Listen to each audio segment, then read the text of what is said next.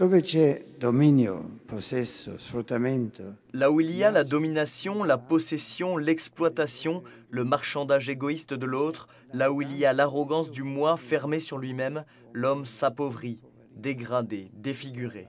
La foi chrétienne, active dans la charité et forte dans l'espérance, ne limite pas, mais au contraire humanise la vie, la rend pleinement humaine.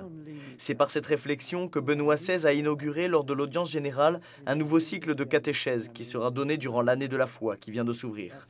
Aux personnes présentes place Saint-Pierre, le pape a dessiné quelques aspects de la société contemporaine marqués par les processus de la sécularisation et une mentalité nihiliste diffuse, par le relativisme qui amène à ne pas avoir de référence ferme quand soupçon et volubilité provoquent des ruptures dans les rapports humains. Il est impossible de ne pas remarquer la manière dont aujourd'hui la vie est vécue avec légèreté, sans idéaux clairs ni espoir solide, dans des liens sociaux et familiaux instables, provisoires, et la façon dont également les croyants ne sont pas immunisés contre ces dangers, avec une foi vécue de manière passive et privée, le refus de l'éducation à la foi, la fracture entre foi et vie.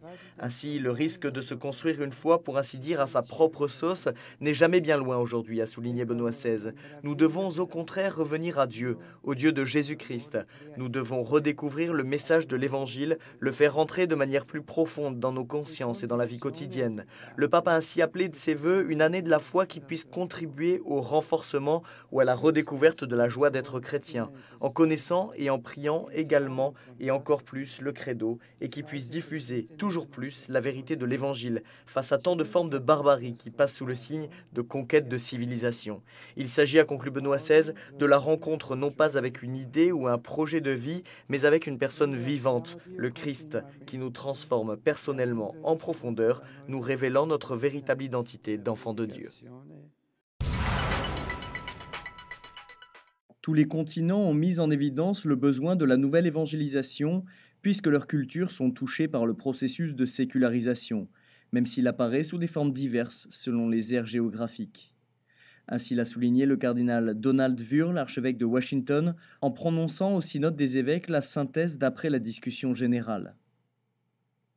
Le cardinal a confirmé qu'un constat commun général avait émergé sur l'importance des paroisses dans le développement de la nouvelle évangélisation en tant que lieu dans lesquels se vit une bonne partie de l'expérience des personnes au sein de l'Église. De nombreux pères synodaux ont attiré l'attention sur les petites communautés en ajoutant qu'elles ne devraient pas se couper de la plus grande famille paroissiale. Enfin, il a été reconnu que la nouvelle évangélisation n'était pas seulement un programme momentané, mais une manière de voir le futur de l'Église et d'impliquer tous les engagés dans l'invitation, tournée avant tout vers nous-mêmes, à amener les autres à accepter de manière joyeuse la vie dans le Christ ressuscité.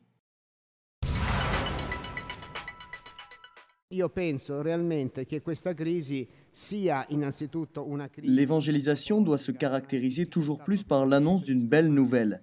C'est sur ce thème que ce jeudi matin à Rome, dans le décor du Capitole, lieu hautement symbolique où se situe l'hôtel de ville, s'est déroulée une rencontre liée au synode des évêques actuellement en cours. Le maire de Rome, Giovanni Alemanno, le secrétaire général du synode des évêques, Monseigneur Nicola Eterovic, le président du Conseil pontifical pour les communications sociales, Monseigneur Claudio Celli, le directeur général de Radio Vatican et du bureau de presse du Saint-Siège, le père Federico Lombardi, ont parlé de la belle nouvelle portée par la venue de Jésus dans le monde. L'objectif de la rencontre a été de maintenir actif le lien entre l'Église et la ville de Rome, en faisant écho au travail qui se fait actuellement au synode pour annoncer à tous les hommes et les femmes le message de salut chrétien.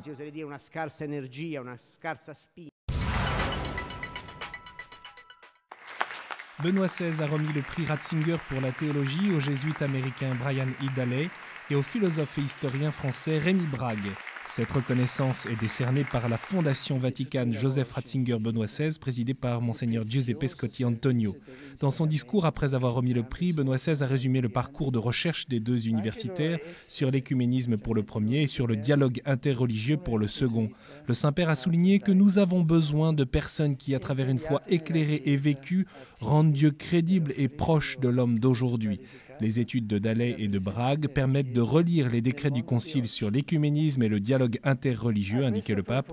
Il est nécessaire de travailler dans la vigne du Seigneur parce que les hommes et les femmes de notre temps peuvent redécouvrir le véritable art de vivre. Ce fut aussi une grande passion du Concile Vatican II, plus que jamais d'actualité au moment de l'engagement pour la nouvelle évangélisation.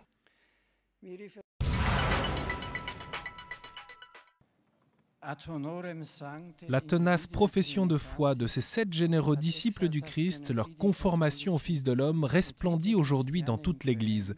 C'est avec ces paroles que Benoît XVI a proclamé 7 nouveaux saints en ce début de l'année de la foi, alors qu'au Vatican se poursuit le travail du synode des évêques sur la nouvelle évangélisation. Au cours du rite de la canonisation qui a précédé la célébration eucharistique sur la place Saint-Pierre, la vie de ces hommes et de ces femmes qui ont passé leur vie dans la consécration totale à Dieu et le service généreux des frères, a en quelque sorte défilé devant les yeux de l'Église et du monde. Le prêtre de la Compagnie de Jésus, Jacques Berthiaud, né en 1838 en France, fut un infatigable pasteur à Madagascar. Il lutta contre l'injustice tout en soulageant les pauvres et les malades. L'exemple de son martyre en 1896, comme celui du catéchiste laïque philippin Pedro Calungsod en 1672, peuvent aujourd'hui aider les nombreux chrétiens persécutés à cause de leur foi, a expliqué le Saint-Père. Dans cette nouvelle constellation de la sainteté brille la vie du prêtre italien Giovanni Battista Piamarta, fondateur de la congrégation de la Sainte Famille de Nazareth et celle des humbles servantes du Seigneur. Il brille aussi la vie de Maria del Carmelo Sales y Barangueras, née en Espagne en 1848 et fondatrice de la congrégation des religieuses conceptionnistes missionnaires de l'enseignement. Ou encore celle de la religieuse allemande Marianne Kopp, ange de l'amour de Dieu, du courage et de l'enthousiasme envers les lépreux de l'île hawaïenne de Molokai. La première sainte indienne d'Amérique, Kateri Tekakwitha, morte à seulement 24 ans en 1680, a vécu une existence simple, fidèle à l'amour de Jésus. Anna Schaeffer, clouée au lit après un grave accident, a fait de sa souffrance un service missionnaire. Au cours de cette journée de fête, les pensées du pape, avant la prière de l'Angélus, se sont aussi tournées vers Lourdes, affectées par de graves inondations du Gave, qui ont même inondé la grotte des apparitions de Marie. Nous voulons confier à la protection maternelle de la Vierge Marie les missionnaires qui, dans chaque partie du monde, répandent la bonne semence de l'Évangile, a conclu le pape. Bonjour, la semaine dernière, ici même, je vous disais que l'Église vivait en quelque sorte en ce moment même au Vatican une 5e session du Concile Vatican II, 50 ans après le Concile. Ce sont ainsi des évêques du monde entier qui planchent en synode depuis 2 semaines déjà sur les défis de la nouvelle évangélisation. Ils ont été convoqués par Benoît XVI au Vatican. Ils sont 262 évêques du monde entier, des auditeurs, des experts, laïcs ou religieux d'ailleurs, et qui travaillent à ce qui ressemble d'une certaine façon à un examen de conscience de l'Église comme point de départ pour réévangéliser le monde. Ainsi, nombreux sont les évêques qui déjà ont pris la parole pour demander que l'Église soit d'abord elle-même pétrie de l'Évangile avant de pouvoir évangéliser de façon crédible. Certains ont même souhaité une plus grande humilité de l'Église catholique, un retour plus enraciné au service des pauvres. Au cours de ce synode, il a beaucoup été question aussi des communautés, des mouvements animés par l'Esprit Saint, mais surtout des communautés de base, entendez par là des paroisses comme centre d'évangélisation. Le rôle des laïcs a été aussi maintes fois souligné, certains pères synodaux demandant en particulier que des laïcs, hommes ou femmes qui collaborent au plus près de l'Église, les catéchistes notamment, puissent être dotés d'un ministère institué. Un sujet apparemment en marge, s'est aussi invité dans la salle du synode, mais soulevé par nombre d'intervenants, à savoir les difficultés pour les églises en terre musulmane d'annoncer Jésus-Christ. Outre les paroles audacieuses entendues donc dans la salle du synode, les évêques rencontrés ici confient tous que la parole circule très librement, alors bien sûr dans cette salle du synode lors des interventions, mais aussi en petits groupes linguistiques la semaine passée et encore lors de l'inévitable pause café. Les réunions en petits groupes ont permis d'élaborer un certain nombre de propositions qui seront faites au pape et qui sont encore débattues tout au courant de la semaine avant d'être très probablement publiées samedi prochain.